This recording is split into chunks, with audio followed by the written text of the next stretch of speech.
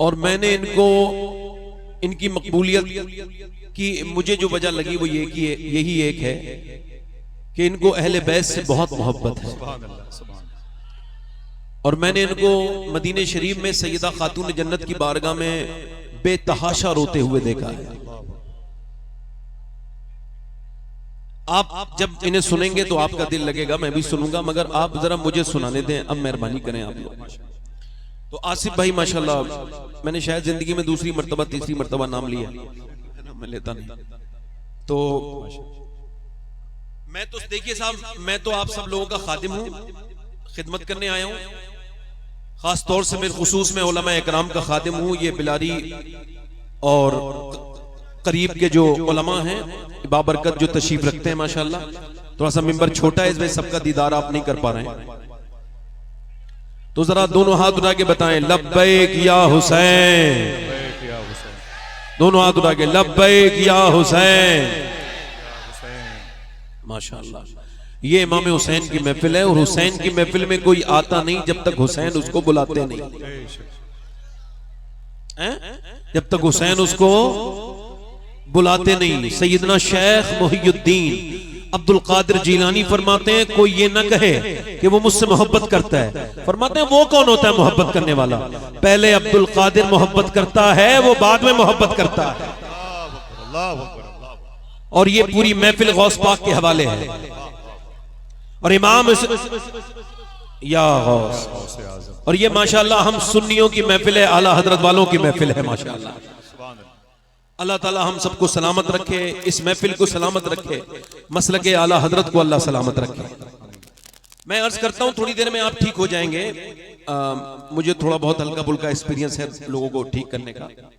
मैं डांट नहीं रहा हूं इस वजह से कि मेरा ये गुस्से वाला पहलू ना खुल जाए आप पर, मगर ये जरूर है कि आप लोग जरा थोड़ा सा आराम से इत्मीनान से रहें। तो ये इमाम हुसैन की महफिल है। अब ये समझ के तकरीर सुनिए आप कि ये जिंदगी की आखिरी तकरीर है, इसके बाद आपने कोई तकरीर नहीं सुननी है। और अगर आप ऐसा नहीं करेंगे तो ये तकरीर आपके लिए, ये प्रोग्राम आपके लिए कोई फायदे का नहीं होगा। क्यों? अब मैं आपको बताऊं, इस वजह से कि आदम की औलाद जब तक मौत को याद रखती है गुनाहों से बची रहती है, और जब आदम की औलाद मौत को भूल जाती है तो गुनाह की तरफ चली जाती है। ऐसे कितने लोग हैं जो अपने घर से रोज निकलते हैं मगर मौत किसी को मैसेज नहीं करती, ओटीपी फील करना नहीं पड़ता। ये एक ऐसी महफिल है जो सवाब की भी है और इबरत की भी है। सवाब की इसलिए कि अल्लाह ताला मरहुमा नादिरा परवीन की मग़फ़िरत फरमाए, आमीन, उनके दर्जात बुलंद करे और हमको भी अपनी मौत की फिक्र अता फरमाए। मौत करीब है और ये इमाम हुसैन की महफिल है। मरता वो नहीं है, इकबाल कहता है मौत तजदीद मिज़ाक़े जिंदगी का नाम है। मौत के पर्दे में छुपा बेदारी का एक प्याम है। मौत को समझा है गाफिल इख्तिताम जिंदगी, जिंदगी की शाम है सुबह दवा में जिंदगी।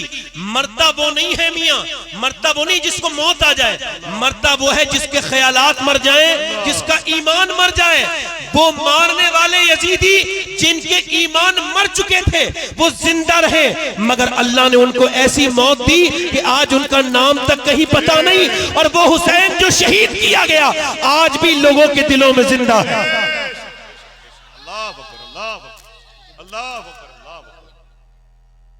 बस मैं दो तीन शेर मैंने कहे थे, ये आसिफ भाई आप मैंने ये दो तीन शेर कहे थे, ये 4-5 शेर 8 मुहर्रम को, यानी अभी मेरे ये अशार जो है इनकी उम्र कम है मगर मर्तबा इस वजह से बड़ा है, उम्र से कोई लेना देना नहीं कि ये किसी और की शान में नहीं, इमाम हुसैन की शान में। वैसे भी बुजुर्गी अकल से आती है, उम्र से नहीं आती। अगर ये शेर 2-3 पढ़ता हूं, सुनेंगे आप लोग, उसके बाद तकरीर करूंगा। दोनों हाथ उठा के बरा, दोनों हाथ उठा के लब्बैक या हुसैन। पढ़ता हूं 2-3 शेर। दीने मुहम्मदी का उजाला हुसैन है,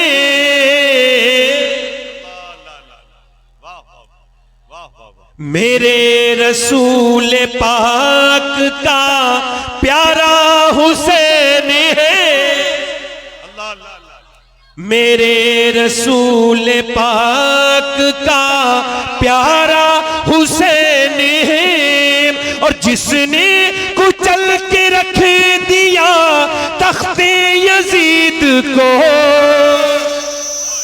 जिसने कुचल के रख दिया तख्ते यजीद को, शेरे खुदा के घर का वो बेटा हुसैन है। जोर से बोलो, शेरे खुदा के घर का वो बोलो बेटा हुसैन। और ये शेर और सुन लीजिए, बहुत अच्छा सुन रहे हैं आप लोग, माइक भी बहुत अच्छा बजा रहे हो भैया, बहुत अच्छा बजा। नहीं, लीडों में कमी नहीं, हम लोगों की आवाजों में कमी। आप जरा जोर से बोले सुभान अल्लाह। मेरे साथ पढ़े जरा, इस कलाम का रदीफ है हुसैन है, जरा पढ़े। मेरे रसूल पाक का प्यारा हुसैन, प्यारा हुसैन, और इस दौर के यजीद से सुन्नी को डर नहीं, इस दौर के यजीद से डर नहीं, क्योंकि हमारे सीनों में जिंदा हुसैन, या हुसैन, या हुसैन, क्योंकि या हुसैन, क्योंकि हमारे सीनों में जिंदा। और यजीद को जो मानते हैं ना, उन्होंने भी कभी अपने बेटे का नाम यजीद नहीं रखा है ना। अब ये शेर समाप्त करें, उसके भी उस यजीद को अपना न कह सके। हाजी उस्मान साहब शेर समाप्त करें, उसके भी उस यजीद को अपना न कह सके। अरे दुनिया ये कह रही है हमारा हुसैन, पढ़ो, दुनिया ये कह रही है हमारा। जिनकी आवाज बुलंद है जरा जोर से बोले, दुनिया ये कह रही है हमारा, दुनिया ये कह रही है हमारा। और शेर अगला, आखिरी शेर सुनिए, अल्लाह करे तो आप समझ जाए। पिटना ही है वो सीना जिसमें नहीं हुसैन,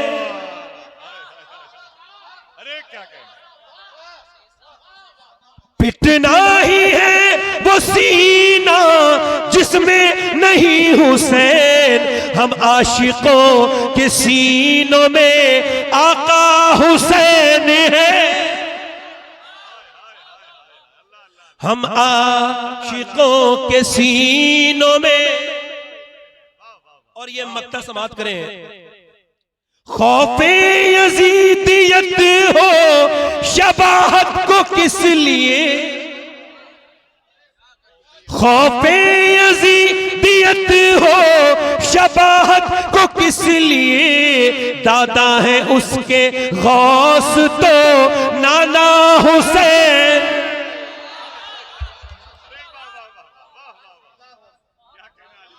नारे तकबीर, यजीद हल्का सा बात बढ़ाए, नारे रिसालत, ट्रेबल बढ़ाए, ट्रेबल बढ़ाए, ट्रेबल।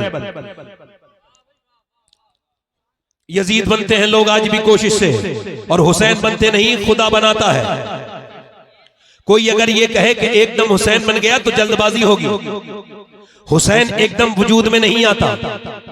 इंग्लिश में मैं तकरीर शुरू कर रहा हूं अपनी, इंग्लिश में एक फिलॉसफी है, उसको कहते हैं कंपाउंडिंग इफेक्ट, यानी चीजों के हल्के हल्के होने के बाद उसका रिजल्ट आ जाना। जैसे आप क्या समझते हैं, कोई एकदम इंजीनियर बनेगा? नहीं, उसकी पूरी जिंदगी उसके पीछे लगी हुई होती है। कोई अगर ये समझे कि एकदम कोई मास्टर बन सकता है, नहीं बन सकता। एकदम इंजीनियर बन सकता है, नहीं बन सकता। कोई एकदम एमएलए बन जाएगा, ऐसा नहीं है, नहीं हो सकता। कोई एकदम एमपी बन जाए, ऐसा नहीं हो सकता। उसकी पूरी जिंदगी उसके पीछे लगी हुई है। आप इस बात को गौर करें। बैठे बैठे आप लोग, बेटे देखो थोड़ी देर के लिए इंसान के बच्चे बनो, थोड़ी देर के लिए। इधर देखो, थोड़ी देर के लिए इंसान के बच्चे बनो, थोड़ी देर के लिए। थोड़ा समझ, सब सब्र करो, सब्र थोड़ा भाई। बैठ जाओ, थोड़ा सा सुन लो। इधर देखो, सुन लो। मैं बहुत जल्दी अपने घर वालों को भी नहीं मिलता हूं, सुन लो, मुझे सुना रहा हूं, सुन लो। आपकी खिदमत करने आया हूं, खादिम हूं आपका, तो थोड़ी झाड़ू लगाने दो अपने दिलों पर मुझे। एक दो मतलब ये, इसको और मैं हल्का समझा दूं आपको। एक दो गुटके खाने से अगर कैंसर होता तो कौन खाता? एक लंबी मेहनत करनी पड़ती है, 20-25 साल, फिर कहीं जाकर के इंसान के मुंह में कीड़े पड़ते हैं, उसको कैंसर होता है। डॉक्टर कहता है कि अब आपका खेल खत्म हो गया, अब आपका गुटखा जो है ना आपकी जान ले लेगा। वो कहता है मैं गुटखा छोड़ दूंगा। वो कहते हैं अब तो दुनिया छोड़ने का वक्त है, अब आप गुटखा क्या छोड़ेंगे?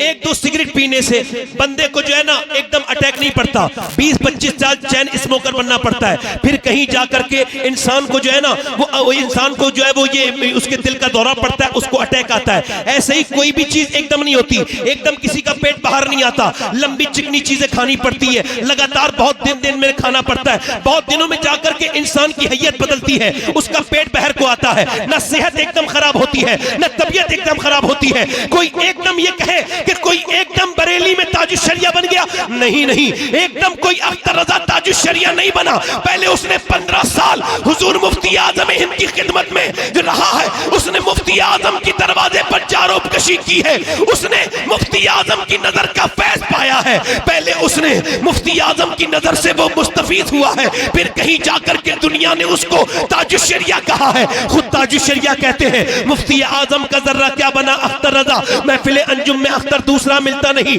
यानी जब मुफ्ती आजम की नजर पड़ती है तो अख्तर रजा बनता है, और जब आला हजरत की नजर पड़ती है तो बंदा मुफ्ती आजम बनता है। और सुनिए, जब नजर पड़ती है बाबा फरीदुद्दीन गंजे शकर की और एक लंबी तरबियत होती है, एक लंबा मुजाहिदा, तब कोई जाकर के अलाउद्दीन अलिया मसाबिर कलियरी बनता है, और एकदम कोई निजामुद्दीन महबूब इलाही नहीं बनता। पहले बाबा फरीद उसको संवारते हैं, उसको संवारते हैं, उसको बनाते हैं, उसको सिखाते हैं, तब कोई जाके निजामुद्दीन महबूब इलाही बनता है। एक नजर पड़ती है जब मोइनुद्दीन की, तब कोई कुतुबुद्दीन बनता है, और जब एक नजर पड़ती है उस्मान हारूनी की, तब कोई मोइनुद्दीन बनता है, और जब कोई नजर डालता है अबू सालेह तो शेख अब्दुल कादिर बनता है। और सुनो, जब अली नजर डालता है और नबी अपनी गोद में उठाता है और फातिमा दूध पिलाती है, तब कहीं जाके हुसैन बनता है।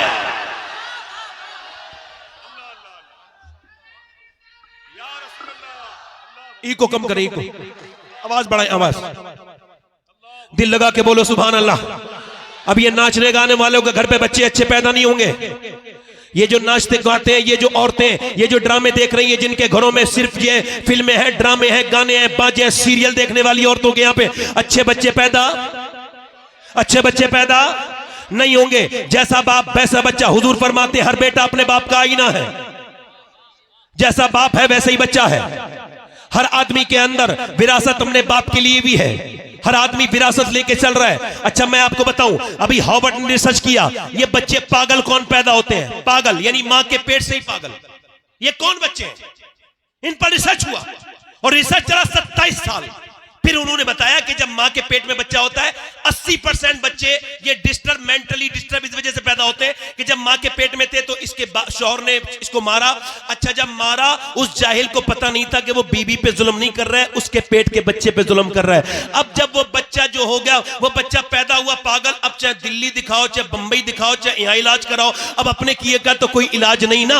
अब मुझे बताओ आप, जब इंसान अपनी बीबी को मारता तोड़ता है, बच्चे छोटे होते हैं, तो इसको आज साइंस प्रूफ कर रहा है। अच्छा देखो आप जरा गौर करो, शेख अब्दुल कादिर जीलानी की अम्मी जो थी वो हाफिजा थी, तो गौसुल आजम मां के पेट से हाफिज हुए। अब यहूदी ने क्या किया? यहूदी ये करते हैं कि जब औरत के बच्चा पैदा होने वाला होता है, यानी उसको जब उम्मीद होती है, तो वो उसको सिर्फ, अगर वो डॉक्टर बनाना चाहते हैं तो डॉक्टरी डॉक्टरी की किताबें पढ़वाते हैं, उस औरत को डॉक्टरी का माहौल देते हैं। आप समझ रहे हैं मेरी बात को? नहीं, उसको जैसा बच्चे को बनाना होता है।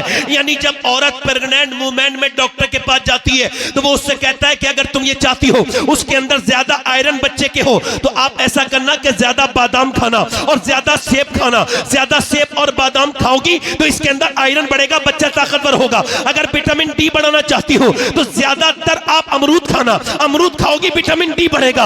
अगर तुम ये चाहती हो कि विटामिन सी बढ़े तो संतरा खाना और नींबू खाना, तो तुम्हारे बच्चे के अंदर विटामिन सी बढ़ेगा। अब मुझे बताओ कि जब अल्लाह का बनाया हुआ सेब, संतरा, अनार, अमरूद अगर मां खाए तो बच्चे पे असर हो जाए, तो क्या अल्लाह का कुरान मां पढ़ेगी तो बच्चे पे असर नहीं होगा?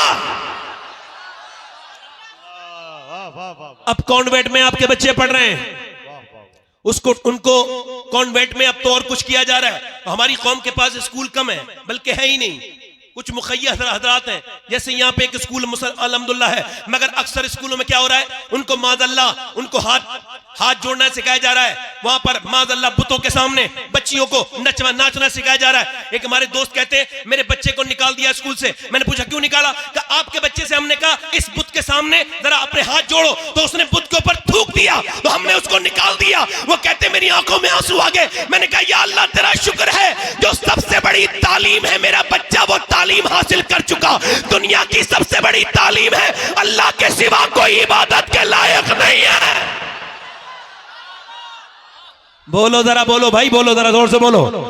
पीछे वाले बोलो जरा सुभान अल्लाह, दिल लगा के बोलो, मुस्कुरा के बोलो। अब आप आज से ये थोड़ा ईको कम करेंगे भाई? मेरा आवाज अच्छी नहीं, आपका माइक बहुत अच्छा है, आवाज बढ़ाओ बस हल्का सा। हाँ, हल्का सा ईको बढ़ाओ, हल्का सा। हाँ हाँ, बैठे जरा आराम से। आप लोग मुझे पैसे न दे, बैठे। अरे भाई रुक जाओ जरा यार। नहीं कोई बात नहीं, कोई बात नहीं, नेक बच्चा है, नेक लोग ही आते हैं ऐसी जगह। जरा जोर से बोलो सुभान अल्लाह। अब आप में कोई बाप है, कोई माँ है, यहां बैठी होंगी, सुन रही होगी मेरी मैंने, कोई माँ भी होगी, कुछ है, कोई माँ है, कोई बनेगी। इसका मतलब ये कि हजरत सैयदा राबिया बसरी के पास जब कोई आता था ना, आसिफ भाई समाज करे, जब आता था ना औरत, वो हामिला होती थी तो वो उससे कहती थी तुझे खुदा का वास्ता देती हूं आज के बाद झूठ मत बोलना, तुझको खुदा का वास्ता देती हूं आज के बाद झूठ मत बोलना, गीबत मत करना। कहा क्यों? कि अगर तूने झूठ बोला तो तेरे झूठ का बच्चे पे असर हो जाएगा, पेट के बच्चे पे असर हो जाएगा, और हुजूर के एक उम्मती को गीबत करना तू सिखा देगी। यानी औरतें क्या समझती हैं, उनको यही छोड़ दिया जाएगा। एक बुजुर्ग कहते हैं मैं बैठा था और मेरी मां ने मुझसे कहा नमाज पढ़ने जाओ। मैं 10 साल का हो चुका था, मुझको खबर नहीं थी आज मेरा बर्थडे है। आज ये बर्थडे नहीं मनाए जाते बर्थडे, तो वो कहते वो बर्थडे है मेरा, मुझे नहीं पता मेरा आज बर्थडे है। तो फिर कहते हैं मेरी मां ने मुझसे कहा नमाज पढ़ने जा, फिर मैं नहीं गया, फिर मेरी मां ने कहा नमाज पढ़ने, फिर मैं नहीं गया, फिर मेरी मां, मैं इग्नोर कर रहा था, अम्मी रोटी बना रही थी, उनको गुस्सा आ गया, उठी, रोटियां गिराई, जोर से चिमटा मेरे सर पे मारा। कहते हैं मारा चिमटा, मेरे सर से खून निकलने लगा। मैं कांप के बोला अम्मा अब ना मानना, मेरी मां मैं जा रहा हूं नमाज को। मैं नमाज को गया, जब मेरी मां मरने वाली थी मैं रोने लगा। मैंने कहा अम्मा तेरे तुझसे बड़ी मोहब्बत है, मगर दिल में एक बहुत बड़ा दर्द भी है तेरी तरफ से। दुनिया की माएं मोहब्बत करती है, तूने मेरे बचपन में सर फाड़ा था, क्यों आखिर क्यों मेरी अम्मी? तो मेरी मां रो के बोली मेरे बेटे मेरी उस नफरत में भी प्यार जो है छुपा हुआ था। का क्या मतलब? का मेरे लाल मुझ पे रोटी बनाना फर्ज नहीं था, तुझे जहन्नम से बचाना और नमाजी बनाना फर्ज था। आप बर्दाश्त करोगे कि आपके बच्चे ये जो स्कूलों में कामयाब हो रहे हैं, और पढ़ाइए स्कूल में, कोई मना नहीं कर रहा हूं, मगर कम से कम नमाजी तो बनाइए। अच्छा आप में कितने लड़के ऐसे होंगे जो वर्जिश करते होंगे, ये जो आर्टिफिशियल बॉडी बनती है जिम में जा करके, इसका कोई फायदा वायदा नहीं होता। ये इतने बाज लोग तो इतने वो खा लेते हैं इसमें प्रोटीन की चीजें कि मर तक जाते हैं, वो जल्दीबाजी में जल्दी बॉडी बनाना चाहते हैं। ये अजीब से लोग नहीं लगते आपको? अच्छी खासा अल्लाह ने बनाया है तो ये ऐसे करके टाइट होकर चलते हैं अजीब किस्म से। अच्छा जब ये छोड़ देते हैं तो फिर इनकी जिस्म भी वहीं आ जाता है। सुन्नत ये है जिस्म के मामले में, हुजूर की सुन्नत ये है कि सरकार का पेट कभी बाहर नहीं आया, हुजूर का पेट बिल्कुल सीने के बराबर था, ये सुन्नत है। अच्छा, ये जब अपनी वर्जिश छोड़ देते हैं तो फिर ये वैसे हो भी जाते हैं। मौला अली से किसी ने पूछा, आपसे बड़ा पहलवान तो दुनिया में कोई नहीं, आप कैसी वर्जिश करते हैं? जरा जोर से तो बोलो सुभान अल्लाह। आप कैसी वर्जिश करते हैं? फरमाया मैं कोई वर्जिश नहीं करता। अच्छा, औरतें भी अब आजकल सुबह को जाती है टहलने के लिए, मैं इससे कोई इख्तलाफ नहीं कर रहा हूं, मगर एक सवाल कर रहा हूं। ये सब दानिश्वर लोग बैठे हैं और एक सवाल पूछ रहा हूं। एक औरत सुबह उठी है, उसने बच्चों को तैयार किया है, नाश्ता बनाया है, फिर बच्चों को रुखसत किया है और नाश्ते के बर्तन धोए हैं, फिर दोपहर में भी खाना बनाया, फिर दोपहर के बर्तन धोए हैं, फिर कपड़े धोए हैं, फिर शाम में उसने खाना बनाया, फिर नमाज भी पढ़ी है और फिर वो रोटी वो खाना वाना बना के फिर बर्तन उर्तन धो के फिर वो सोई है। तो आप मुझे बताइए, अब सुबह को कोई उससे कहेगा मॉर्निंग वॉक पे जाओ, जाएगी? अब जो सिर्फ खा रही है वो जाएगी नहीं जाएगी? उसको तो जाना है। अच्छा, फिर जाती है, हमें इससे कोई एतराज नहीं, जाती है जाए, मगर ये जो मेकअप करके जाती हैं, इन बेशर्मों से सवाल है कि सुबह सुबह ये मेकअप का क्या मतलब है? मगर ये वर्जिशें अपनी जगह, मगर मर्दों के लिए भी वर्जिश